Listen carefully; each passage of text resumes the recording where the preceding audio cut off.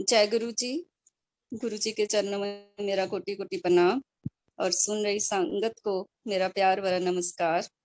इस सब आपने सुबह सुबह टाइम निकाल के सुनने लगे हो। गुरु जी सब पर रहमत बरसाएं। तो संगत जी, मेरी इस जन्म की जर्नी गुरु जी के साथ अप्रैली 97 7 मार्च को शुरू हुई। यूं तो गुरु जी ने हर जन्म में जन्मों जन्मों से संभाला हुआ है, लेकिन इस जन्म में उन्होंने ब्लेस करने के लिए चुना।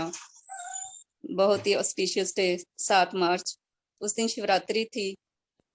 तो मैं जैसे ही मंदिर से घर आई, मैं शुरू से बचपन से ही शिव जी भगवान की भगत हूँ। तो मैं जैसे ही मंदिर से आई तो हमारे रिलेटिव आए हुए थे दिल्ली से। तो उन्होंने कहा कि गुरु जी के सत्संग पर चलना है। तो मैंने कहा हमारी फैमिली ने मम्मी पापा ने बोला हाँ जी जाओ जाओ। और तो हम, मेरे हस्बैंड, मैं और मेरे बच्चे चले गए। तो गुरु जी उन दिनों सेक्टर 33 में होते थे।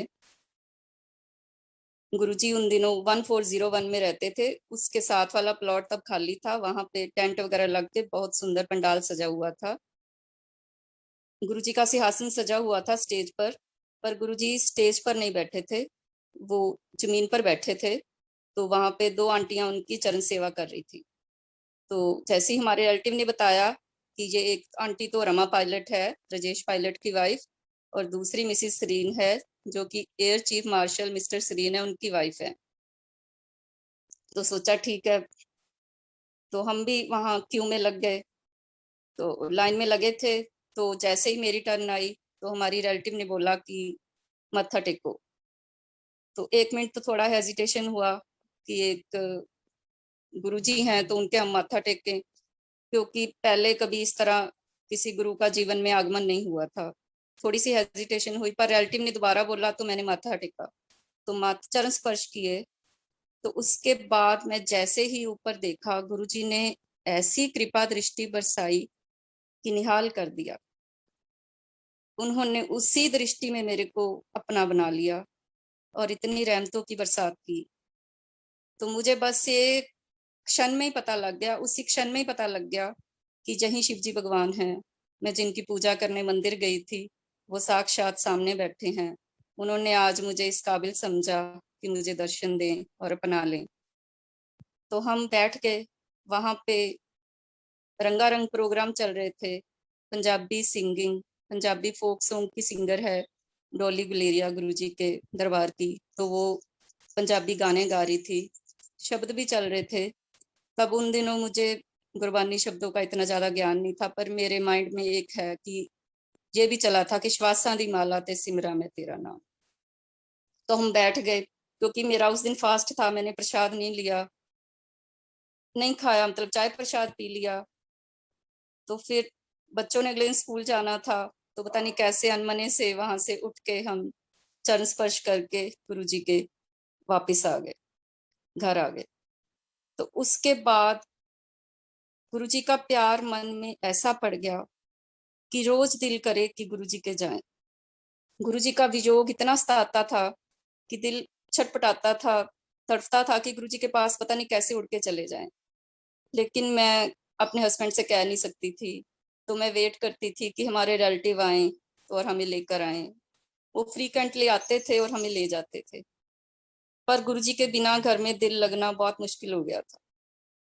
फिर मैंने एक दिन अपने हस्बैंड को बोला गुरुजी के चलें, तो ये ले गए अनमने से। पर मुझे अच्छा भी नहीं लगा कि मैं इनकी मर्जी के खिलाफ गुरुजी के लेके गई। लेकिन मैंने जब गुरुजी के चरणों में माथा टेका, तो मैंने गुरुजी को बोला, गुरुजी या तो अपना प्यार मेरे मन से निकाल लो, या मेरे हस्बैंड के मन में भी अपना प्यार डाल लो, ताकि वो खुद कहें कि हम चलें। तो संगत जी, बिल्कुल ऐसा ही हुआ। From the very next day ही started asking me, Renu Guruji के चले। तो हम खुशी खुशी गुरुजी के चले जाते थे। बच्चे छोटे छोटे थे, वो भी इतने खुश होते थे, वहां जाके चुपचाप बैठे रहते थे, बिल्कुल शोर नहीं करते थे, चुपचाप बैठे रहते। तो गुरुजी का इतना प्यार कि उन्होंने मेरे जैसी ना चीज से भी बात की। मैं जब चरण स्पर्श करके उठती थी तो मेरे से वो छोटी सी बात कर लेते थे, प्यारी सी स्माइल देते थे और मेरे से पूछते थे ना की है मैं अपना नाम बता देना। कभी उन्होंने पूछना केड़े सैक्टरों आंदे हो, मैंने अपने सेक्टर का नाम बता देना। कभी उन्होंने पूछना कितना नंबर है घर दा, तो मैंने वो बता देना। तो बस इस तरह ही गुरुजी से बातचीत थोड़ी बहुत हो जाती थी। तो पर मेरे हस्बैंड मेरे को घर जाके कहते थे, गुरुजी तेरे नाल तो बड़ियां हस-हस के गल्लां करदे है, मेरे नाल तो कदे गल ही नहीं करदे। मैं कहा कोई गल नहीं, कल हम जब गुरुजी के जाएंगे तो मैं आपको इंट्रोड्यूस करवा दूंगी। तो वेरी नेक्स्ट डे हम जब गुरुजी के गए तो गुरुजी सिंहासन पर नहीं बैठे थे, फ्लोर पे बैठे थे। बिल्कुल जमीन पे कुछ बिछा हुआ भी नहीं था वहां पर जहाँ गुरुजी बैठे थे। गुरुजी इतने सिंपल थे, इतने सिंपल थे कि धोती लुंगी भी कई बार उन्होंने डाली होती थी, तो वो बैठे हुए थे। तो हम भी वहां पैरों बार बैठ गए जाके उनके सामने। मैंने बोला कि गुरुजी ये मेरे पति देव। तो गुरुजी ने मेरे हस्बैंड की बैक पे 2 बार पैट किया और बोला आया करो, वाइफ चंगी है तेरी। यानी कि उन्होंने बोला कि वाइफ चंगी है तेरी। तो आई वॉज ऑन क्लाउड 9 कि दुनिया के मालिक ने मेरे लिए ऐसा बोला। इतनी खुश हुई मैं। फिर मैंने हस्बैंड को ही बोला, देखा देखा गुरुजी ने क्या कहा मेरे लिए। संगत जी, यू वॉन्ट बिलीव, उसके बाद मेरे हस्बैंड ने बिलीव कर लिया कि आई एम गुड। तो उसके बाद बस हम गुरुजी के जाते रहे। तो कई बार गुरुजी के पास से इतनी अच्छी खुशबू आती थी, इतनी अच्छी खुशबू आती थी। कभी रोजेस की, कभी जैस्मिन की, कभी मोगरा की। तो कभी समझ ही नहीं आता था, इस तरह की मिक्स्ड खुशबू थी कि तन बदन में, तन मन में, रूह तक छू जाती थी। तो समझ नहीं आता था कि ये खुशबू कहाँ से आती है। तो वहां जो संगत बैठी होती थी वो बताती थी कि ये गुरुजी की खुशबू है, गुरुजी के पास खुशबू है, तो ये गुरुजी की खुशबू है। गुरुजी के हर एक पार्ट से अलग किस्म की खुशबू आती थी। तो फिर भी लॉजिक माइंड में कभी कभी आ जाता था कि शायद गुरुजी कोई बहुत एक्सपेंसिव परफ्यूम लगाते होंगे जो इस तरह की खुशबू आती है। पर नहीं, वो गुरुजी की खुशबू ही थी। गुरुजी ने वो यकीन दिलाया। वो कैसे दिलाया कि ये अप्रैल स्टार्ट ऑफ द मंथ ऐसे डे था।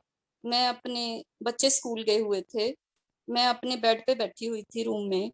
तो मैं एक हिंदी मैगजीन पढ़ रही थी, सरिता। उसमें मस्क डियर पे एक आर्टिकल था कि मस्क डियर के पास एक ऐसी मस्क होती है जिससे मेडिसिन बनती हैं, उसकी थेरेप्टिक वैल्यू होती है और वो फूड फ्लेवरिंग में ऐसे काम आती है, परफ्यूम्स में काम आती है, फ्रेग्रेंस बनाने में काम आती है। तो वो मैंने बुक बंद की और मैं गुरुजी के ध्यान में खो गई।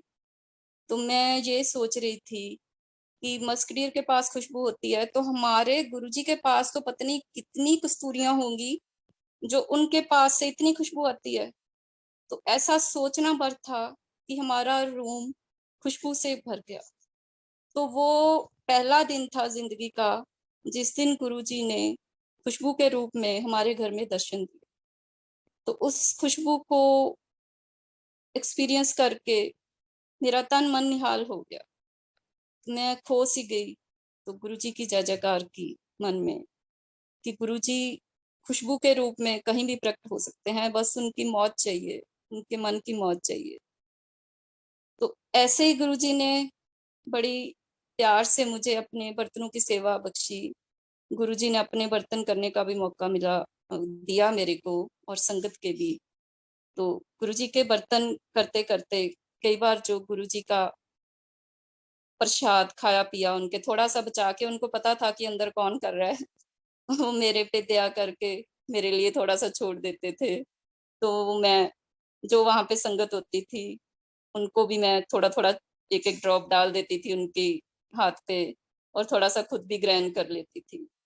वो अमृत प्याला गुरुजी ने पिलाया, पता नहीं कितनी बार पिलाया, गुरुजी ने पिलाया। उनकी बड़ी रहमत थी, उनकी इतनी दया थी कि उन्होंने इस काबिल समझा कि अपना बचा हुआ महाप्रसाद वो मुझे खाने के काबिल बनाए। तो फिर इस तरह ही एक दिन हम गुरुजी के जाने के लिए तैयार हो रहे थे शाम को। तो हमारे घर में फिर 6:30 पौने 7 का टाइम था। तो एकदम से फिर बहुत ज़्यादा अच्छी खुशबू आई हमारे घर में। तो मैंने जहाँ से आ रही थी, मैंने अपने हस्बैंड को बुलाया, बच्चों को बुलाया, देखो खुशबू आ रही है। तो उन्होंने कहा हाँ, गुरुजी की खुशबू है। हमने हाथ जोड़ दिए, नतमस्तक हो गए। तो फिर हम गुरुजी के चले गए। तो जब वहां से हम आने लगे 10:30 पौने 11, तो एक वहां पे गुरुजी की पुरानी संगत है, नवराज अंकल, वो हमारे पास आए। तो मेरे को बोलते हैं कि चोपड़ा आंटी, आज आपको गुरुजी याद कर रहे थे। मैंने कहा अच्छा, किस तरह याद कर रहे थे? तो कहते कि गुरुजी ਪੁੱਛਦੇ ਪਏ ਸੀ ਭਾਂਡੇ ਕੌਣ ਕਰਦਾ ਹੈ। तो मैं उन्होंने दसिया कि के आंटी है, एक चोपड़ा आंटी है। मैंने कहा अच्छा। मैं इतनी खुश हुई कि गुरुजी ने मेरे को याद किया। मेरे को बहुत ज्यादा खुशी हुई। फिर मैंने पूछा अच्छा कितने के बजे आपने बात करी थी मेरी? तो उन्होंने बताया कि 6:30 पौने 7। तो बस वही टाइम था जब नवराज अंकल ने मेरा जिक्र गुरुजी को किया। तो गुरुजी खुशबू के रूप में हमारे घर में प्रकट हुए। तो ये बात सुन के मैं धन्य हो गई कि गुरुजी महाराज ने मेरे को याद किया। ये याद क्या, उन्होंने, ये उनका ब्लेसिंग का तरीका होता है। वो जब उनकी मौज आए तो वो इस तरह की मेहर करते रहते हैं। तब भी करते थे, आज भी करते हैं। फिर संगत जी, उस साल के सारे त्योहार हमने गुरुजी के साथ मनाए। तो 13 अप्रैल बैसाखी का दिन था।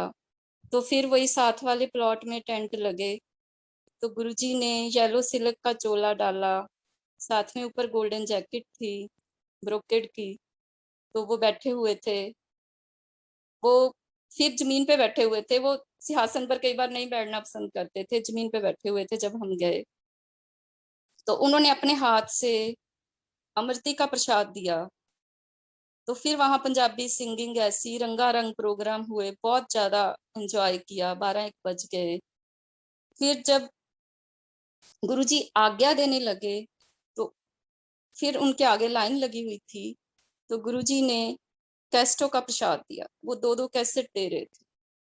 तो मेरे मन में भी थोड़ी इच्छा हुई कि मुझे भी काश कैसेट मिल जाए गुरुजी की। तो नहीं मिली। चलो कोई बात नहीं, हम घर आ गए। तो 1-2 दिन बाद हम गुरुजी के गए। तो हम बैठे हुए थे गुरुजी के सामने। तो नवराज अंकल ने आके मेरे को 2 कैसेटें दी।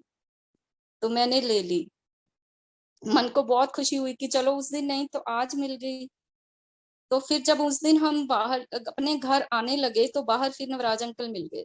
मैंने उनसे पूछा कि आपने खुद दी है मेरे को कैसेटें? तो वो कहते नहीं, साडी क्यों कहा था ਤੁਹਾਨੂੰ कैसेट देन दी, वो तो मैनू गुरुजी ने कहा सी लाल सूट वाली आंटी ਨੂੰ 2 कैसेटां दिया। तो बस इतनी ज्यादा खुशी हुई कि मन की भावना गुरुजी समझते हैं। कि उस दिन मैं मन से चाहती थी कि मुझे कैसेट मिले, तो गुरुजी ने मेरे को वो 2 दिन बाद दे दी। तो थैंक यू गुरुजी, मन की भावना को समझने के लिए, सबकॉन्शियस माइंड पढ़ने के लिए। तो फिर 1-2 दिन बाद वहाँ हम एक दिन गुरुजी के अंदर एंटर करने लगे। तो बाहर एक धनोआ आंटी खड़े थे, वो भी गुरुजी की संगत से थे, वो बाहर खड़े हुए थे। तो वो बोलते हैं कि आपने ना कल हमारे घर आना है, हम 5 सेक्टर में रहते हैं, ये हमारे घर का नंबर है, कल गुरुजी ने आना है, आप भी आना।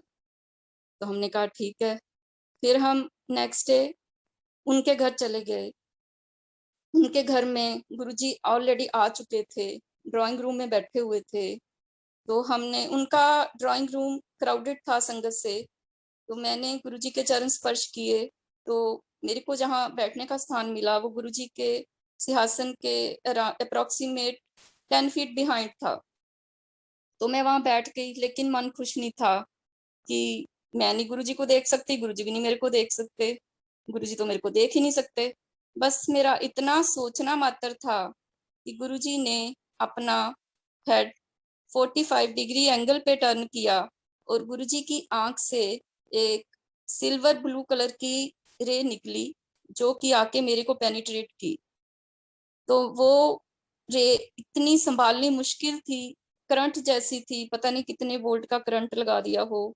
पता नहीं गुरुजी ने मेरा क्या कल्याण किया, इतनी रहमत की कि मेरे को इस काबिल समझा कि वो अपनी जो डिवाइन रे थी कि वो मैं सहन कर सकूं। और मुझे उन्होंने वो रे सहन करने का भी अवसर दिया।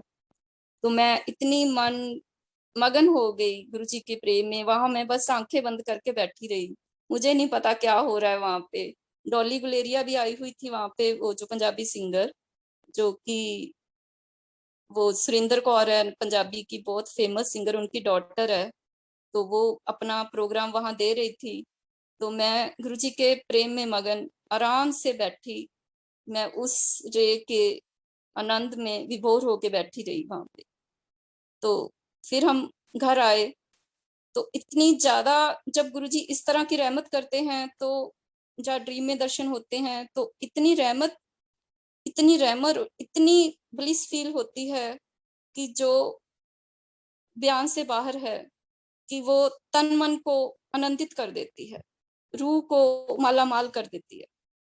तो फिर एक दिन हमें वो गुरुजी उन दिनों 10:30-11 बजे भेज देते थे, पर गुरुजी के सामने से उठने का तो दिल ही नहीं करता था, कि दिल करता था कि बस यहीं बैठे रहें, क्योंकि अगर धरती पर कहीं स्वर्ग है तो वो गुरुजी के चरणों में ही है, और वो तो साक्षात गुरुजी के सामने। वहां से उठना कितना मुश्किल होता होगा, आप समझ ही सकते हैं। वहां से उठने का मन नहीं करता था। जब गुरुजी आज्ञा देते थे तो हम नीचे मुंह कर लेते थे, या हम इधर उधर देखने लग जाते थे कि हमें तो बोला नहीं जाने को लेकिन उठ के आना ही तो होता था वापिस। अगले दिन वही काम स्टार्ट, सारे बच्चों का स्कूल, हस्बैंड का ऑफिस, घर के काम, पर फिर भी दिल नहीं करता था आने का। तो एक दिन मैं किचन में थी, बर्तनों की सेवा कर रही थी, तो वहां पे एक लड़की होती थी, गुरुजी की प्यारी संगत, दिव्या सूद। मैंने उनसे पूछा कि गुरुजी आपको कितने बजे आज्ञा देते हैं? तो वो कहती कि आंटी, कभी 1 बजे, कभी 2 बजे, कभी 3, ढाई 3 भी, कभी 4 भी बज जाते हैं। तो मैंने कहा अच्छा। पर मेरे मन में आया कि हमें तो गुरुजी इतनी जल्दी भेज देते हैं। तो उस दिन जब मैं बर्तनों की सेवा करके बाहर आई, तो गुरुजी ने हमें जाने को बोला ही नहीं। उनकी ऐसी रहमत, ऐसी रहमत, उन्होंने 1:45 तक उस दिन बिठाए रखा अपने सामने। तो आप इमेजिन कर सकते हो, जब कई बार तो 5, 6, 7 संगत होती थी, तो गुरुजी अपने सामने बिठा के रखते थे। तो कितना वो भाग्यशाली वक्त था। मैं तो 97 को गोल्डन ईयर बोलती हूँ अपनी लाइफ का, क्योंकि गुरुजी महाराज ने 97 में दर्शन दिए। तो बस उसके बाद संगत जी, गुरुजी कभी 1:30, 2, ढाई, 2:45, 4 बजे तक भी बिठाए रखते थे। कई बार गुरुजी वॉक पे जाते थे। गुरुजी इतना, मेरे को तो सौभाग्य नहीं मिला गुरुजी के साथ वॉक पे जाने का, लेकिन कई बार हमारे सामने चले जाते थे, तो फिर हम गुरुजी के चरण स्पर्श करके घर वापस आ जाते। तो कई बार ऐसे होना कि मेरे को उन्होंने अंदर बिठाए रखना हॉल में, और मेरे हस्बैंड को बाहर भेज देना। तो फिर आधे घंटे घंटे के बाद मेरे को बोलना, चलो आंटी छुट्टी, प्रोना बाहर बैठा है, तेरा घर वाला बाहर बैठा है, छुट्टी, जाओ कर। बस फिर गुरुजी प्यारी सी मुस्कान के साथ हमें घर वापस भेज देते थे। तो फिर इस तरह गुरुजी के उन दिनों ऐसा था कि हमें 7-8 बार गुरुजी के पास, गुरुजी के हाथ से प्रसाद लेने का अवसर मिल जाता था। सबसे पहले जब हम आते थे तो गुरुजी हलवे का प्रसाद देते थे। तो गुरुजी हमें जब हलवे का प्रसाद देते थे, हम वो एक हाथ से देते थे, हम 2 हाथों से लेते थे। तो कई बार वो प्रसाद देते वक्त अपनी फिंगर्स को टैप कर देते थे हाथ पे। तो वो कितना ज्यादा आनंददायक क्षण होता था जब गुरुजी टैप करते थे। वो पता नहीं कौन से संकट हमारे जीवन से निकाल देते थे, जो कि हमें कष्ट दे सकते थे। तो इस तरह गुरुजी के हाथ से हम प्रसाद लेके बाहर खा के आके फिर बैठ जाते थे। फिर तरह तरह के प्रसाद मिलते थे, कभी लड्डू का, कभी बर्फी का, कभी चॉकलेट्स का, कभी पूड़े का, कभी ग्रेप्स फ्रूट का। इस तरह कई बार प्रसाद लेने का अवसर मिलता था, और जितनी बार मैं प्रसाद लेती थी, मैं गुरुजी के चरण स्पर्श और जरूर करती थी। तो बस फिर हम बैठ जाते थे। एक दिन ऐसे हुआ कि जब हम प्रसाद लेने मैं गई, तो मेरी बारी तक वो बेसन के लड्डू थे, खत्म हो गए थे, चूरा बूरा बचा हुआ था। तो जब मेरी टर्न आई, मैंने हाथ आगे किए तो गुरुजी ने मेरी राइट आर्म को, रिस्ट को बड़ी जोर से पकड़ लिया और मेरे को पूछा, तू मेरी कच्ची चेली है कि पक्की? तो गुरुजी की इतनी स्ट्रॉन्ग वाइब्रेशंस होती थी कि गुरुजी के आगे मुंह नहीं खुलता था, बंदा कांपने लग जाता था, आंखों से आंसू निकल आते थे, पर मुंह नहीं खुलता था। पर फिर भी आई मस्टर्ड करेज, मैंने पता नहीं कहाँ से हौसला इकट्ठा किया और बोला, गुरुजी थानू पता ही है। तो फिर वो उन्होंने मेरे हाथ में वो चूरा बुरा लड्डू का प्रसाद दिया, मैं लेके आ गई। तो वो मेरी रिस्ट कम से कम 8-9 दिन ब्लू कलर की रही। गुरुजी ने इतनी जोर से पकड़ा था, ना जाने कौन सा कष्ट उन्होंने मेरी जिंदगी से निकाला था। आज भी मेरी दोनों रिस्ट की वेन्स में डिफरेंस है। राइट आर्म की थोड़ी उभरी सी हैं जहां गुरुजी ने पकड़ा था, तो लेफ्ट आर्म की थोड़ी डिफरेंट पैटर्न की हैं। तो इस तरह गुरुजी की ये दया करने का तरीका होता था। तो फिर इस तरह एक दिन, जो अक्टूबर का महीना था, तो राखी का उत्सव आया। पता नहीं कैसे संगत जी, जब मैं गुरुजी के जाने लगी तो मैंने एक राखी, पता नहीं कैसे वो स्पेयर आ गई थी, तो वो मैंने, कौन सी अदृश्य शक्ति ने मुझे बोला कि इस राखी को पर्स में डाल दो। तो मैंने वो राखी पर्स में डाल ली। तो हम गुरुजी के सामने बैठ गए। तो वो हॉल था जो एल शेप था, तो मैं एल शेप के सेंटर में ही अक्सर वहीं बैठती होती थी। दीवार थी वहां, दीवार के साथ बस थोड़ा सा आगे होके गुरुजी को देख लेना, फिर पीछे होके बैठ जाना, फिर देख लेना, बस ऐसे ही। तो गुरुजी का जो स्वरूप था, तो वो ऐसे था जैसे राजाओं के राजा हूँ, महाराजाओं के महाराजा हूँ, देवों के देव हूँ। उसको इंसान अपने मुंह से बयान नहीं कर सकता उनके रूप को। मैं कोशिश तो जरूर कर रही हूँ बताने की, पर I am trying to take you there in front of Guruji, पर वो मैं बताने में असमर्थ हूँ, क्योंकि साधारण इंसान भगवान की ना तुलना दे सकता है, ना उनको डिस्क्राइब कर सकता है, ना बातों में बांध सकता है। ये तो एक छोटा सा प्रयास है, मैं बताने की कोशिश कर रही हूँ कि गुरुजी कैसे दिखते थे, कैसे दिखते हैं। तो वहां पे फिर लाइन लग गई। मैंने सोचा प्रसाद की लाइन है, लेकिन नहीं, वो राखियों की लाइन थी। आंटियां खड़ी थी लाइन में सिर्फ, तो नहीं तो मिक्स्ड लाइन लगती थी, बच्चों की, आदमियों की और आंटियों की। तो पर उस दिन वो सिर्फ आंटियों की लाइन थी, उनके हाथ में राखियां थी। तो मैंने भी अपना पर्स खोला, बीच में से मैंने राखी निकाल ली, तो मैं भी लाइन में लग गई। तो हम 4 सिस्टर्स हैं, तो मैं शुरू से ही, बचपन से ही शिव जी भगवान को राखी बांधती थी। लेकिन उस दिन तो जैसे भाग्य ही उदय हो गए, साक्षात भगवान को राखी बांधने का अवसर मिल गया। तो मैं लाइन में लग गई। वो कई आंटियों के तो हाथ से राखी पकड़ रहे थे, लेकिन कुछ आंटियों से बंधवा रहे थे।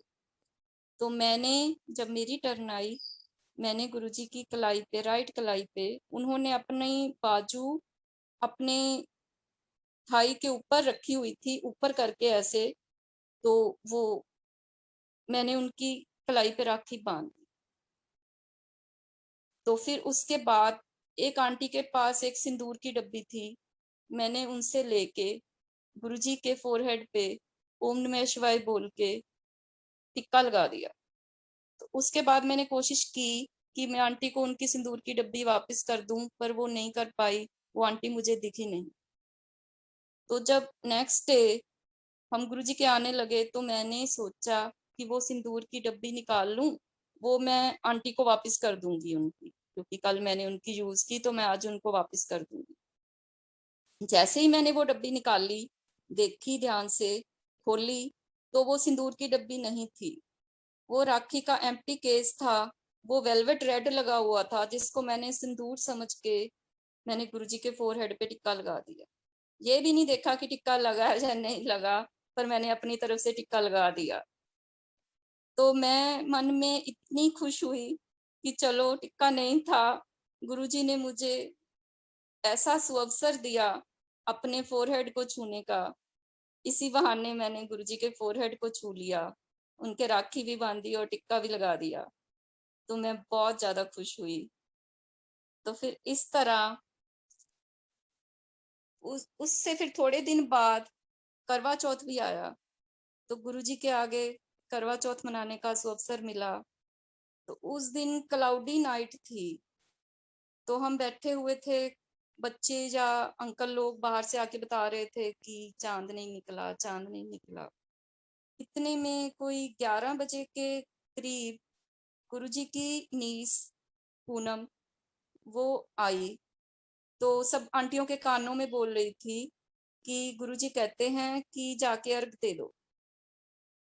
तो चंद्रमा चाहे नहीं निकला था क्योंकि असली चाँद तो हॉल में बैठा था।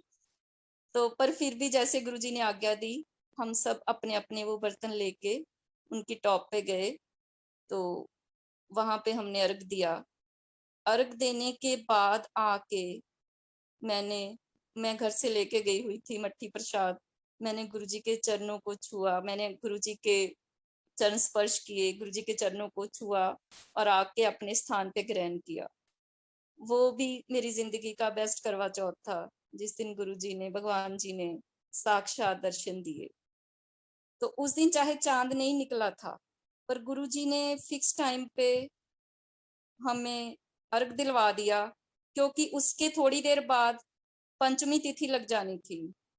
तो गुरुजी को जो सब ग्रह उनके हाथ में हैं, सब तरीके, वार, त्योहार सब उनके हाथ में हैं, हर एक बंदे का भाग्य उनके हाथ में है, पत्ता-पत्ता उनकी आज्ञा से हिलता है।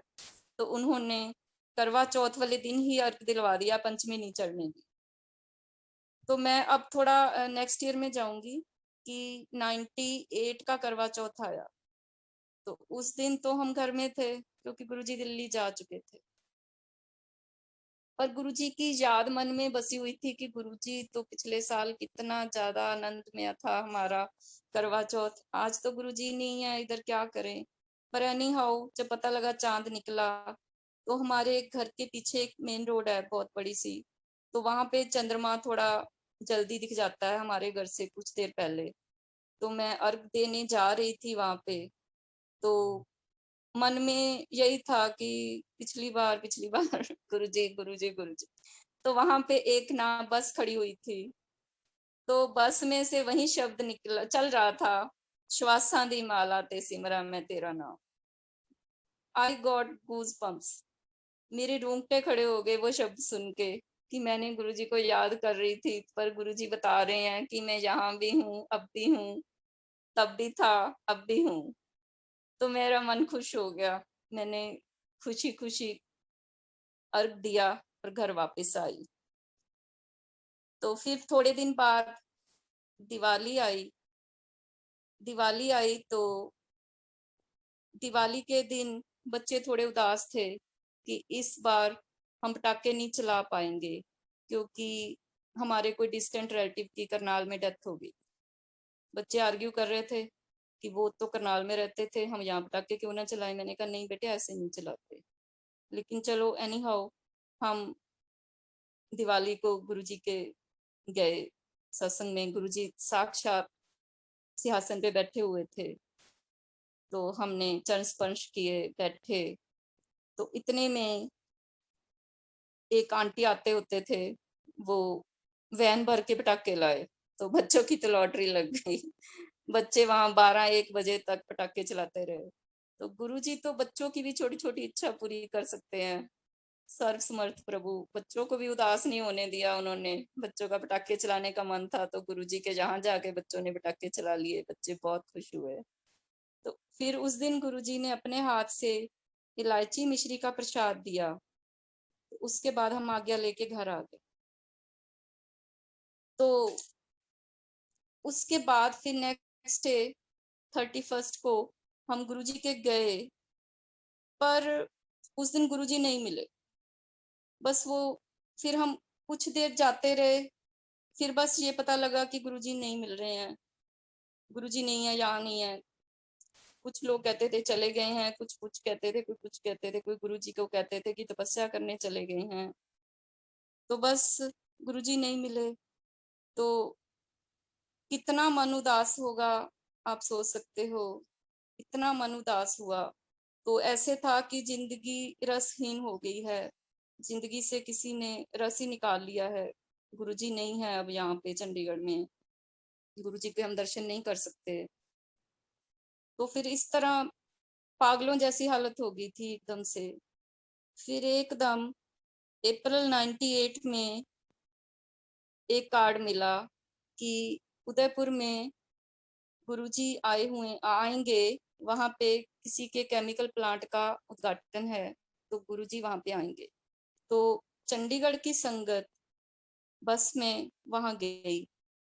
तो वहां जब 9 अप्रैल 98 था, तो गुरुजी ने वहां पे बहुत अच्छा अरेंजमेंट था, पंडाल लगा हुआ था बहुत बड़ा, गुरुजी सिंहासन पर बैठे थे। तो गुरुजी के दर्शन करके तन मन निहाल हो गया। हम लाइन में लगे, गुरुजी ने अपने हाथ से लड्डुओं का प्रसाद दिया। तो फिर उसके बाद गुरुजी जब इनॉग्रेशन करने एक आयरन की स्टेयर केस पे चढ़ के कोई बटन उन्होंने ऑन करना था, वो गए, तो हम भी पीछे पीछे। तो फिर जब स्टेयर केस उतरने लगे थे, तो मैं पता नहीं क्यों मेरे क्या मन में आया, मैं थोड़ा पीछे हो गई। मुझे आज तक इस बात का रिग्रेट है कि मैं गुरुजी के साथ नीचे आती। पता नहीं गुरुजी मुझको क्या ब्लेसिंग देते, पता नहीं मेरे मन की नीचता मैं क्यों वापस पीछे हो गई। ये मेरी जिंदगी का सबसे बड़ा दुर्भाग्य है कि मैं गुरुजी के साथ नीचे नहीं आई सीढ़ियों में। तो फिर इतने में एक सरदार बाद मिले, वो संगत में आजकल नहीं आते। 20 साल बाद मुझे कहीं मिले, तो मैंने उनसे पूछा कि आप गुरुजी को नीचे लेके आए थे, कहते हाँ। तो उनके भाग्य में था ऐसा, तो मेरे भाग्य में नहीं था। फिर गुरुजी उसके बाद हाँ, मैं अभी उदयपुर का ही शेयर कर रही हूँ। तो हम तो कंचन होटल में ठहरे हुए थे, पर गुरुजी उदयपुर के आनंद भवन होटल में ठहरे हुए थे। तो जब रात को हमने चंडीगढ़ के लिए वापस आना था, तो गुरुजी से आज्ञा लेने गए। गुरुजी होटल की लॉबी में बैठे हुए थे सिंहासन पे। तो हम लोग वहां बैठे रहे कुछ देर। तो पता नहीं गुरुजी की दया थी या मेरे मन में क्या आया, मैं गुरुजी के पास बैठ गई जाके जमीन पे। तो गुरुजी से बातें करने का मौका गुरुजी खुद ही देते थे। मैंने उनसे पूछा, गुरुजी रास्ता दिखाओ। गुरुजी ने बताया दिखाएंगे। फिर मैंने पूछा, गुरुजी कोई पाठ वगैरह दसो। गुरुजी कहंदे दसांगे। बस इतनी बात करके मैं चरण स्पर्श करके फिर वापस आ गई। तो मैं गुरुजी ने बताया, जरूर बताया, पर गुरुजी से बात करना कांप कांप के, और उनकी जब हम बात कर रहे हों, उन वाइब्रेशंस को फील करना एक अपने आप में ही अलग सा अनुभव था। तो फिर उसके बाद गुरुजी दिल्ली चले गए। दिल्ली में हम पार्क स्टेट में बैठते थे। चंडीगढ़ जितना तो नहीं ज्यादा जाना नहीं हुआ, कम जाना हुआ, लेकिन जब भी मौका मिलता तो चले जाते थे। तो एक बार हम गए, तो उस दिन जन्माष्टमी थी। तो गुरुजी ने अपने हाथ से हमें अपने 2 स्वरूप दिए, जो कि पोस्टर्स के उसमें रूप में थे। 2 उन्होंने हमें वो स्वरूप दिए, जो आज भी हमारे पास हैं। फिर भी कई बार उन्होंने अपने हाथ के लिखे हुए वेडिंग कार्ड्स वगैरह या इनविटेशन कार्ड्स वगैरह भेजे। तो हमें इतना रिग्रेट है कि हम नहीं गए। पता नहीं वहां भेज के, एक बार अबोहर का आया, मुझे याद है, अबोहर का कार्ड आया। तो हमने उस पे फ़ोन नंबर वगैरह लिखा हुआ था, हमने पूछा कि गुरुजी आएँगे? कहते नहीं गुरुजी तो नहीं आएँगे, तो पर हम नहीं गए।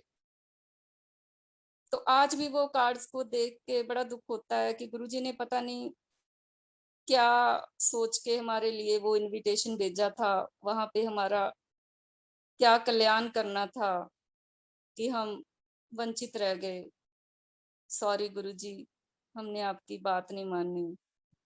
हमें तो मतलब आँखें बंद करके आपकी बात माननी चाहिए थी।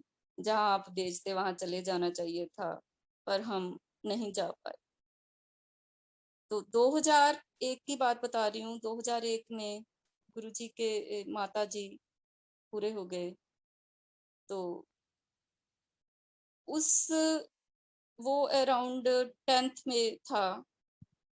उससे 1 हफ्ता पहले मुझे ड्रीम आया कि my self is talking to my self, I lost my mom.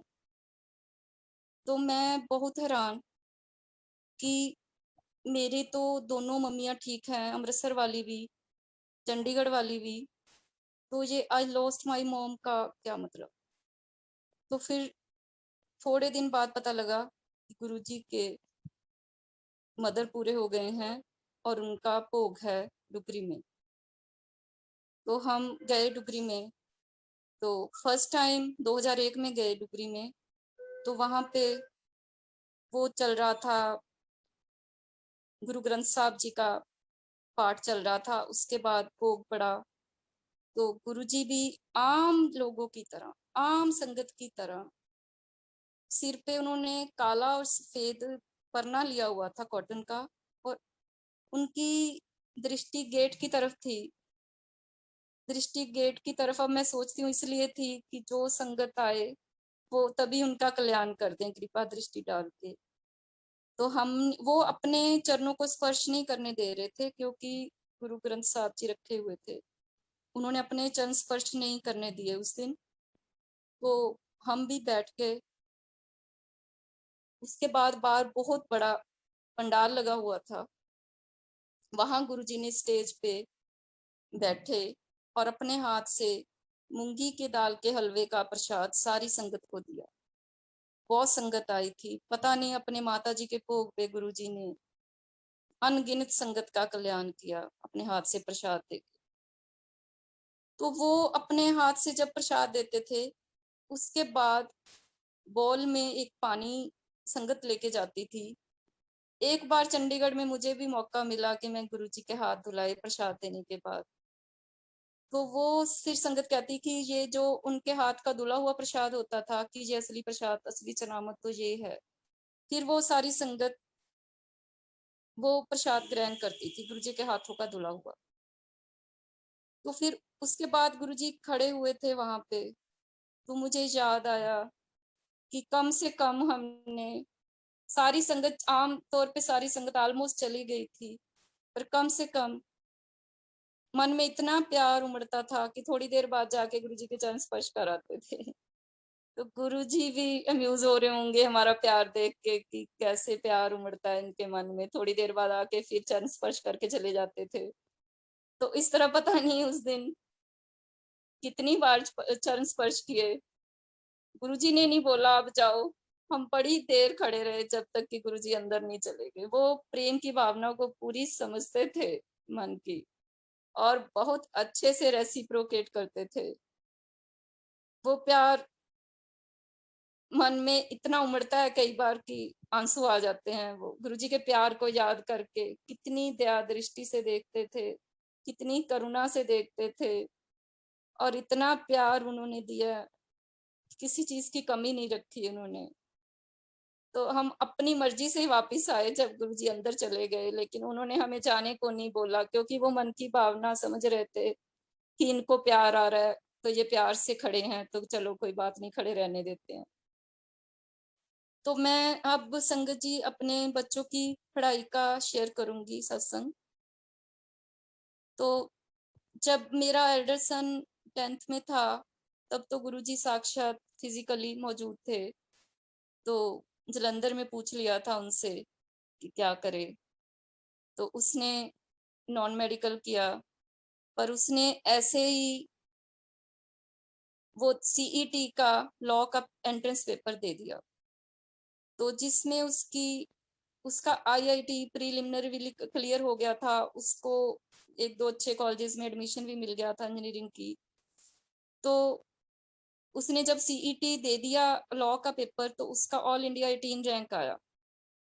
तो फिर वो कहे हमने लॉ करनी है, क्योंकि पापा इंजीनियर है, पापा कहते थे नहीं इंजीनियरिंग करे। तो मैंने कहा नहीं, हम पूछते हैं गुरुजी से। तो हम गए गुरुजी के, तो गुरुजी एम्पायर स्टेट में बैठे हुए थे, साक्षात अपने सिंहासन पे बैठे हुए थे। तो मैं संगत से उठ के, पता नहीं वो कैसे हिम्मत देते थे मैं उठ के गई, मैंने हाथ जोड़ के पूछा, गुरुजी गल कर ला? गुरुजी ने कहा हाँ। मैं कहा गुरुजी ਵੱਡੇ बेटे दी इंजीनियरिंग च भी एडमिशन होगी, लॉ च भी होगी, वो की करे? गुरुजी ने सिंहासन की आम पे 3 बार टिक किया और बोला लॉ लॉ लॉ करे। तो उसके बाद मेरे बड़े बेटे ने लॉ करी and he is doing well. तो इस तरह ही, पर जब छोटे बेटे की 10th थी तो गुरुजी फिजिकली नहीं थे।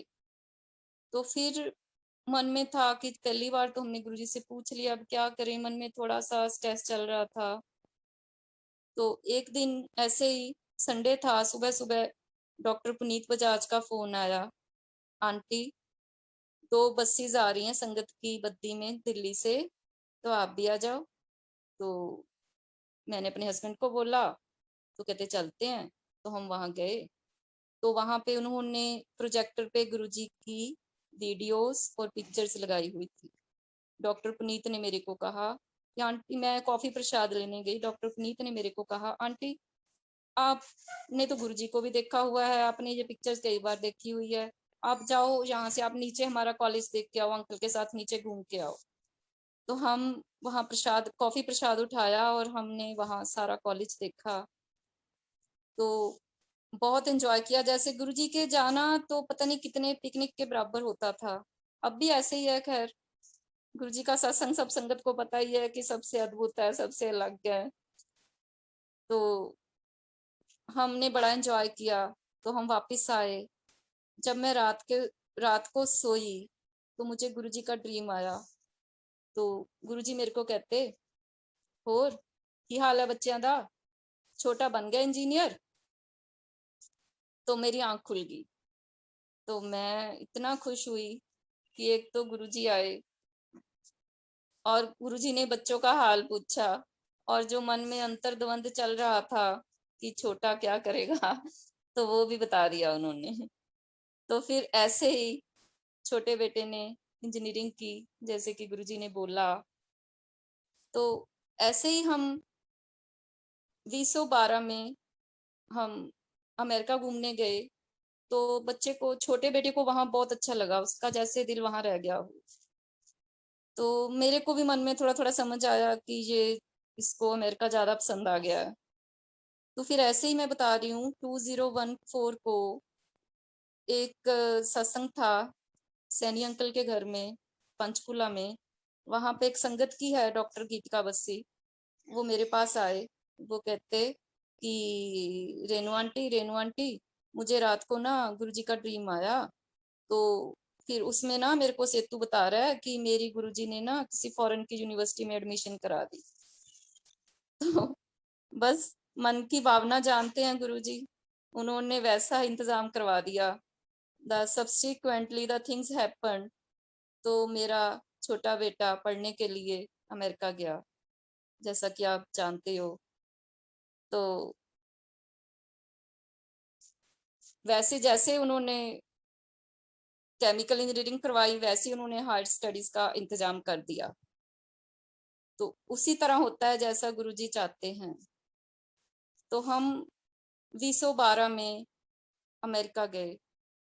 तो उन दिनों वहां पे बहुत कम संगत होती थी, सिर्फ 5-6 संगत होती थी। आज तो पता ही है कि सैकड़ों हजारों में संगत है अमेरिका में गुरुजी की। तो हम गुरु बच्चों ने उनका एड्रेस देखा नेट से, हम उनसे मिलने गए। उन्होंने हमें इतना मान सम्मान दिया, इतना इज्जत मान दिया। तो मुझे एम्बेरसमेंट होती थी कि वो हमें इतनी इज्जत क्यों दे रहे हैं, हम मामूली से इंसान, हमें इतनी इज्जत क्यों दे रहे हैं। पर उन्होंने कभी गुरुजी को देखा नहीं था। वो हमसे पूछे जा रहे थे कि गुरुजी कैसे दिखते थे, कैसे बोलते थे, तो क्या क्या कहते थे। तो I was ranking out my brain, और उनको मैं बताई जा रही थी कि गुरुजी ऐसे करते थे, ऐसे करते थे। गुरुजी मैंने शायद ये बोला, गुरुजी लोगों को गुरु नानक देव के, राम जी के, कृष्ण जी के, हनुमान जी के दर्शन कराते थे। तो गुरुजी को ये बात नहीं पसंद आई कि मैंने ऐसे कैसे कह दिया कि वो लोगों को दर्शन कराते थे। वो सर्वसमर्थ प्रभु हैं, वो अंतर्जामी हैं, वो कण कण में विद्यमान हैं, वो कुछ भी कर सकते हैं। तो हम जिस दिन मैं वापस आई इंडिया, तो हम मिडनाइट वापस आए 20 जनवरी 2013 को। तो मिडनाइट वापस आई तो हम सोए, तो मुझे ड्रीम आया कि गुरुजी ने मुझे कृष्ण जी के दर्शन कराए। It was a long dream, जैसे 4 से 6:30 तक सुबह। It was a long dream जिसमें कि कृष्ण जी हैं, वो बांसुरी बजा रहे हैं और सिल्वर ब्लू लाइट है, तो उनके साथ उनके 4-5 सखा है। तो इतना, फिर जब मैं सुबह उठी तो इतना ब्लिस फील किया। गुरुजी के ड्रीम आने के बाद तो ऐसे जैसे आनंद सा छाया रहता है, पता नहीं कितने दिन उस आनंद में आप मगन रहते हो, कभी गुरुजी का ड्रीम आ जाए तो। क्योंकि गुरुजी का ड्रीम नहीं होता, गुरुजी साक्षात आते हैं। गुरुजी साक्षात आते हैं, उनके मन में प्यार आता है अपनी संगत के लिए, तो वो साक्षात प्रकट होते हैं और आनंद देते हैं, कष्ट निकालते हैं। तो ऐसे ही सुबह फिर रूटीन शुरू हुई, तो अमेरिका वाली आंटी का फोन आया कि रेनू आंटी बात करनी है। मैंने कहा आराम से करते हैं। कहते नहीं नहीं, मैंने आपको कुछ बताना है। हाँ, तो आप जानते हो गए वो अलका आंटी हैं, तो उन्हीं का फोन आया था। मैंने कहा बाद में बात करते। कहते नहीं, अभी करना है कि गुरुजी ने रात को मेरे को कृष्ण जी के दर्शन करवाए। कृष्ण गुरुजी के स्वरूप से ड्रॉपलेट्स निकले, उनमें से बाल गोपाल के दर्शन कराए। तो ये हैं हमारे गुरुजी। तो ये कोइंसिडेंस नहीं हो सकता कि हजारों मील दूर बैठी आंटी को भी और मेरे को भी, कि सिर्फ इस बात का जिक्र हुआ था कि गुरुजी दर्शन करा सकते हैं, तो उन्होंने हमारी चाहे किस्मत में नहीं लिखे थे, पर फिर भी उनकी रहमत, उन्होंने रहमत के काबिल बनाया, उन्होंने हमें दर्शन करवाए। तो इतनी ब्लिस फील की कि हमारे जैसे नाचीज लोगों को भी उन्होंने दर्शन कराए और निहाल किया। तो कई बार ऐसे सोचते हैं तो मन आश्चर्यचकित हो जाता है कि अच्छा, गुरुजी ने हमें अपनी कृपा के काबिल समझा। हम में तो कोई गुण नहीं है, अवगुणों के भंडार हैं, लेकिन वो गुरुजी का प्यार ही है जो उन्होंने हमें अपनी कृपा के काबिल समझा और कृपा की। तो मैं अमेरिका का ही एक और सत्संग शेयर करूंगी, क्योंकि अभी अमेरिका का चल रहा है एपिसोड। तो हम जब अमेरिका में तो हमने बच्चों ने एसएफओ का प्रोग्राम बनाया घूमने का। तो हमने वहां पे वो टूर लिया, गाइडेड टूर लिया। तो गाइडेड टूर इतना बोरिंग सा होता है कि बंदा इंडिपेंडेंटली कुछ नहीं कर सकता, उनकी मर्जी से चलना पड़ता है। तो एनी हाउ ले लिया, तो उन्होंने कराया, क्रूज वगैरह कराया, गोल्डन गेट ब्रिज वगैरह दिखाया। तो उसके बाद उन्होंने कहा कि जा तो आप हमारे साथ घूमो यहाँ यहाँ, या हमें 5 बजे म्यूजियम के आगे मिलना। उन्होंने म्यूजियम का नाम बता दिया। तो बच्चों ने भी कहा नहीं नहीं, हमने नहीं इनके साथ घूमना, हम अपना घूमेंगे। हमने कहा ठीक है। तो जैसे ही हमने 5 बजे वहां डेस्टिनेशन पे पहुंचना था, जैसे ही 4 बजे, तो मन में घबराहट शुरू हुई कि हमारा होटल तो यहाँ से 1.5-2 घंटे की दूरी पे है, तो फटाफट वहां चलते हैं, हमें वहां पहुंचना चाहिए सबसे पहले। तो हमने बहुत कोशिश की, हम डेस्टिनेशन के आसपास ही थे, शो कर रहा था, लेकिन नहीं, हम भटक चुके थे। हमने बड़े लोगों से रास्ता पूछा, पर किसी ने ठीक से नहीं बताया, तो हम आ जाके वहीं पहुंच जाते थे, पर नहीं, हम डेस्टिनेशन पे नहीं पहुंच पाते। तो वहां पे एक पुलिस की कॉप्स ने पकड़ा हुआ था एक ब्लैक मैन को, तो उनसे रास्ता पूछा, कॉप्स भी नहीं बता पाए। वो जो चोर था जिसके हथकड़ी लगी हुई थी उसने बताया राइट लेफ्ट ऐसे करके, पर स्टिल हम नहीं वहां पहुंच नहीं पाए डेस्टिनेशन पे। तो फिर हम बहुत ज्यादा हताश से हो गए थे। मैंने गुरुजी को याद किया, गुरुजी अब क्या करें, आप ही करो कुछ। तो ऐसा सोचना ही था कि वहां पे एक टॉल डस्की वुमेन हमें मिली, जो कि बिल्कुल ही देहाती पंजाबन जैसी अटायर में थी। मेरे को अब भी उसका सूट भी याद है। उसने ऑफ वाइट कलर का टेरी रूबिया का प्रिंटेड ग्रे प्रिंट का सूट डाला हुआ था, सिर पे चुन्नी थी जैसे पंजाबी औरतें लेती है, एकदम से टिपिकल पंजाबी वुमेन की तरह। तो मैंने उससे रास्ता पूछा। She replied in English, right left left. तो उसने जैसे बताया तो हम मुड़ के चल पड़े। इतने में मुझे ध्यान आया, वो पंजाबन औरत एकदम से पंजाबी दिखने वाली इंग्लिश कैसे बोल रही थी, अनलाइकली सा लगा मुझे। मैंने जैसे ही मुड़ के देखा, अप्रोक्सीमेट 10 सेकंड्स के बाद ही, तो that women was nowhere to be seen. तो वो कौन थे? वो गुरुजी ही थे। तो वो सोच के मेरे को आज भी वाइब्रेशन फील हो रही है, आई गॉट गूज बम्प्स। तो ये कैसे गुरुजी ने आके हमें रास्ता बताया। तो हम जैसे उन्होंने बताया हम वैसे पहुंच गए, तो 1 मिनट में ही, हम 1-2 मिनट के अंदर ही हम डेस्टिनेशन पे पहुंच गए। तो मैं तो आज भी यही गुरुजी से प्रेयर करती हूँ, गुरुजी भटकने मत देना, मंजिल तक पहुंचाते रहना, आपका हाथ पकड़ के हम मंजिल तक जल्दी पहुंच जाएंगे, भटकाना मत। फिर भी लॉजिक माइंड आए, ह्यूमन बीइंग, फिर भी मन में ख्याल आया कि चलो शायद पंजाबी वुमेन इंग्लिश बोल सकती होगी। ये वैसे गलती थी मेरी। ये मैं बात बता रही हूँ कि 2019 की। 2019 में ये मई जून का मंथ था, तो हमें कोई सत्संग का इनवाइट मिला सेक्टर 70 मोहाली का। तो हम चले गए, फिर उसी तरह भटकते रहे जैसे एसएफओ में।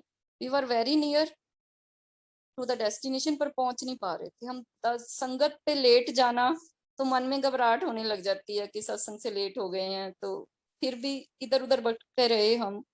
10-15 मिनट बाद एनी हो हम जब पहुंचे तो सत्संग शुरू हो चुका था। तो सत्संग शुरू हो चुका था, गुरुजी का सिंहासन लगा हुआ था, स्वरूप लगा हुआ था। तो पीछे उन्होंने एक एलईडी स्क्रीन लगा रखी थी जिस पर भी गुरुजी का स्वरूप ही था। तो मैं जैसे लेट थी, तो मैं जहां से उन्होंने मैट्रेस बिछाए हुए थे उसके आगे थोड़ी खाली जगह थी, गुरुजी के स्वरूप के पास ही।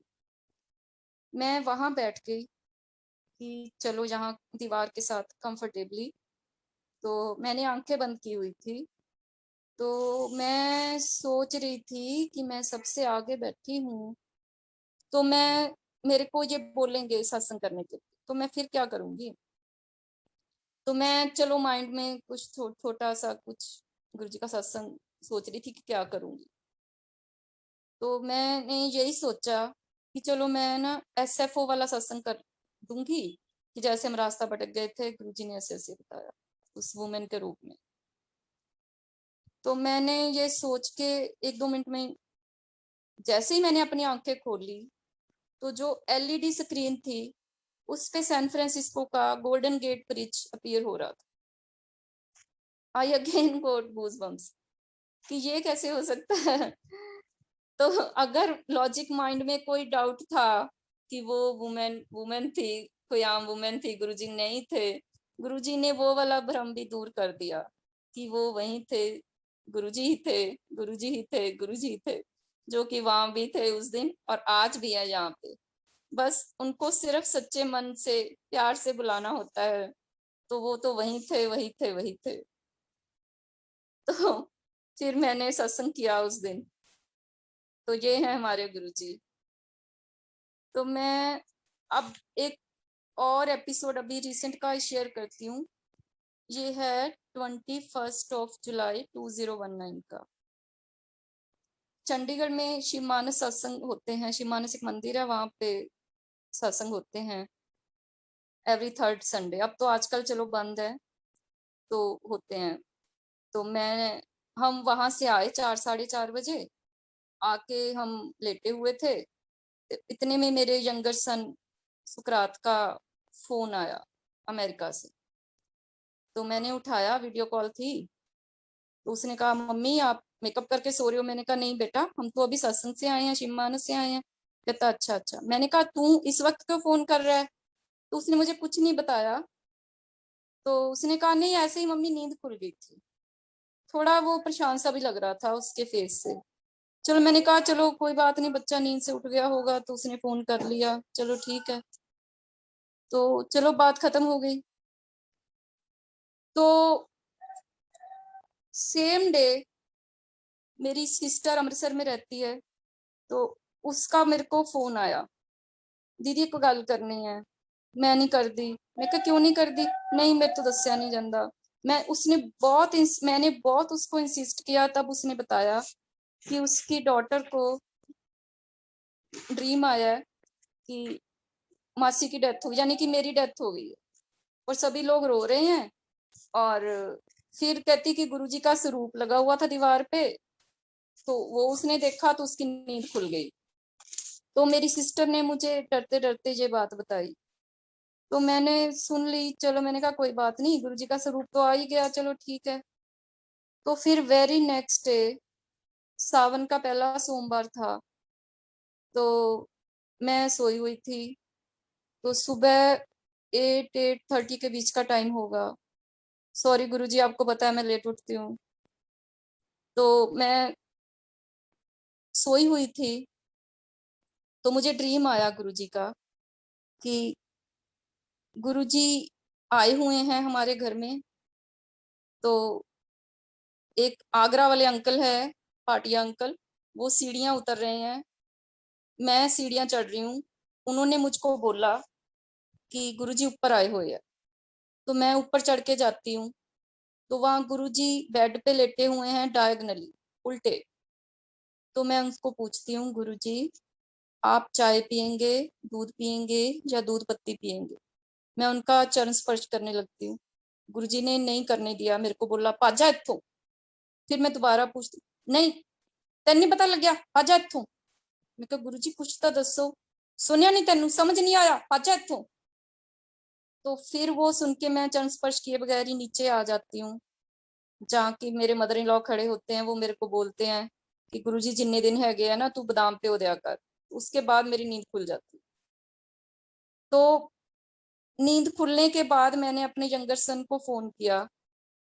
मैंने कहा सेतु, मेरे को ऐसे गुरुजी का ड्रीम आया। तो उसने बोला कि मम्मी मैंने कल आपको शाम को फोन क्यों किया था 4 साढ़े 4? मुझे भी ड्रीम आया था कि आपकी डेथ हो गई है। तो मेरी सिस्टर ने भी बोला डेथ हो गई है। तो ये गुरुजी थे जिन्होंने आके मुझे पता नहीं कैसे बचाया और मेरे को दूसरा जन्म दिया, ताकि मैं अपनी फैमिली लाइफ एंजॉय कर सकूं और संगत की लाइफ एंजॉय कर सकूं। ये गुरुजी हैं सर्वसमर्थ प्रभु, जो कि मुर्दों में जान डाल देते हैं। चलो 11 बज गए हैं, तो अब मुझे लगता है कि मुझे वाणी को विराम देना चाहिए। संगत जी फिर मिलेंगे। तो मेरी अब मेरी गुरुजी से यही प्रार्थना है कि गुरुजी, जो कोरोना की महामारी फैली हुई है, अब इसको विराम दो। आप अपना स्वरूप प्रकट करो और संगत को और दुनिया को इस महामारी से बचाओ, और सबका जीवन सामान्य हो, लोग पहले जैसे ही आनंद माने, खुशियां मनाएं। सॉरी गुरुजी, मैं आपकी शान में कुछ ज्यादा अच्छा नहीं बोल पाती। अपनी शान में अच्छा बोलने की शक्ति देना। संगत जी, अगर किसी को मेरी बात से कुछ ठेस पहुंची हो तो मैं माफी मांगती हूँ। Thank you Guruji, thank you Guruji, thank you Guruji.